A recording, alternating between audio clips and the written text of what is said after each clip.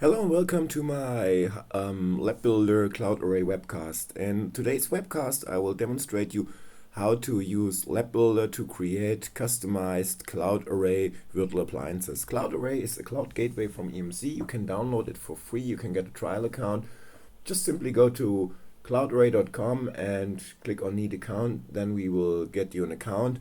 Once you've done this, you click on Login and go to Downloads and Documents, and you will see various versions of appliance files for Hyper-V, for ESXi, whatever you want to have. So what we are doing today is we just download the appliance for ESXi 5.x because we want to run this one on our VMware workstation. Once this one has downloaded, you extract the downloaded files, and you will end up with having just go back here. You will end up with having three files. One is the virtual hard disk file, and the other one is the open virtualization package. So we click on the package that has the description on what and how to extract or migrate, and we put it into our Lab Builder directory, which is E, and I don't need the virtual machines path. So this is where everything is hosted in my environment. And I click OK to import. This will take a few seconds, and it's just extracting the VHD drive to my virtual machine format. What I will do then, I will launch my Lab Builder, and within my Lab Builder I have something called solution packs, and there's one solution pack that's actually responsible for modifying the cloudarray virtual machine that just opened up in the background. We don't need this cloudarray virtual machine right now because we are using this as a template and go for cloning of those virtual machines. So what we launch right now is install cloudarray. Here we go. Install cloudarray. There's some minus nodes. We can just specify we want to have one node. Otherwise, it defaults to one node. Minus start node is also one. So if we have more nodes, we can start at another node. Cache walls, we want to have just one cache wall. However, that doesn't matter in the demo version because we use the internal drive, and we can specify a cache volume size, which we do with 36 gigs right now. Subnet is just for documentation right now. We don't need those parameters right now. What we need is the master path, so we specify once where our cloud array master is. So we just type in cloud array. We just download it, and then we subnet build domain. We specify our network, which is vmnet2. That's the second network card we want to connect with our other virtual machines. So there's last but not least a verbose switch that we can see what's going on while I launch the installer. So what happens right now, he checks the cloud array image and sees, okay, it's not a snapshot. I'm doing some tweaks to the VMX file to make sure it runs perfectly under my VMware workstation. Once that's done, he builds a template out of this virtual machine, builds a base snapshot, adds the additional disk, and launches just the cloudarray. Takes a few moments for cloudarray to boot up. Nice little icon here. And once this has booted up, we can log into a console and specify the network parameters. We have to do it this way right now because of licensing information. So we specify our username in here, and the username is admin, and the password is password. And we get asked to change our password immediately. Hopefully I did not do any typo here, and say OK. Password is changed. So the next thing that we do is network configuration. We name it cloudarray 1 because it's our first cloudarray. We don't want to use DHCP in here. The DNS server that we are going to use is 10.10.0.10, and we don't obtain the default gateway from DHCP. We obtain the default gateway from 10.10.0.103, that's our default gateway, and the gateway device is Ethernet 1, so we're going across the second NIC. And for Ethernet 1 we do a network configuration, we give an IP address, it's 10.10.0.61, sorry for that, 10.10.0.61. net mask is 255, 255, 255. So this matches my lab builder environment, and I say OK. Once everything is fine, I check all the settings again, and then I launch the save button. Once it's saved, it asks me to reboot.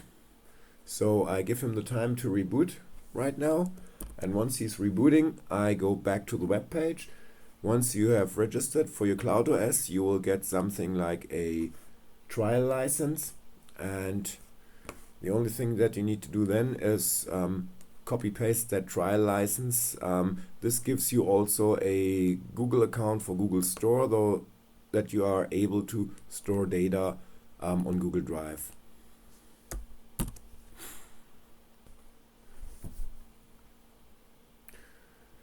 So once we launch the user interface, we get to a setup window, and he's launching the cloudarray setup. And we are coming into a wizard, and we just specify next here, and he asks us for our email address. So I specify my email address, and I specify my password on cloudarray.com, and I paste my license tag here. So you can't use that license tag because it's mine. We create another admin account, which is admin password 123.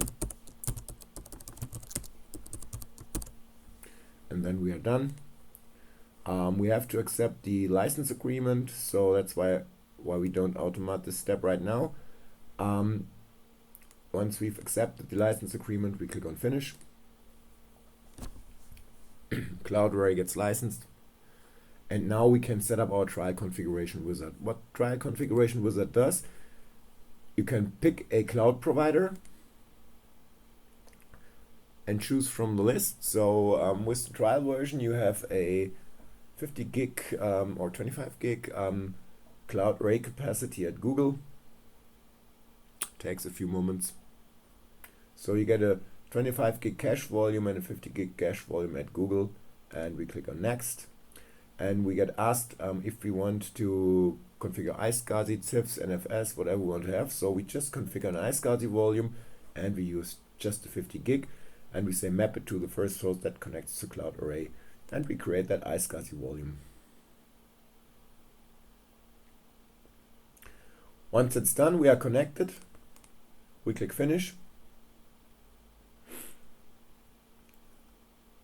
We get a nice little dashboard here with used capacity and synchronization rates and all that stuff.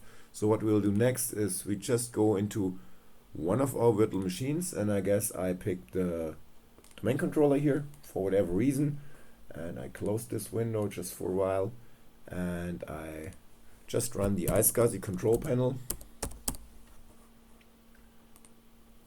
It's not configured so far, and we specify the 10.10.0.61 as the target. Click on quick connect. So it's here, it says the cloudarray, we say done. We might want to click not on refresh, on volumes and devices. Say auto configure, and like I said, we configure the first initiator that connects here and say automatically map volume, the volume to that guy. And we say OK here. We may want to launch disk part.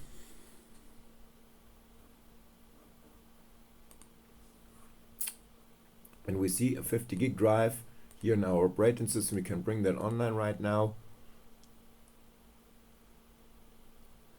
And then we can initialize that disk. So normally I would do this with PowerShell. I do it just right straight away here from the UI. Build a new simple volume, click next, next, drive letter E, next, and I don't use default size, and I use cloudarray, next, finish.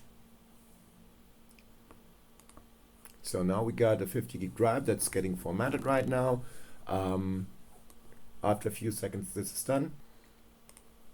I may want to launch the Explorer, and I use one of my little machines that I copy over here so that we have something to copy, and I copy it onto the cloudarray, and I just do control here. Now we are copying some data down. So we might also want to look at the cloudarray at the same time. So we see that there's iscsi traffic going on right now. Currently no active replication. We have 99% read hit, and currently we are having iscsi transfer. Currently there's no cloudarray transfer, but later on we can kick out data to the cloud however we want to have. So that's it so far. Take your time and get yourself a trial version of EMC cloudarray. Use Lab Builder to install it, and you will be fine to have a test and demo environment within a few seconds. Thank you and bye-bye.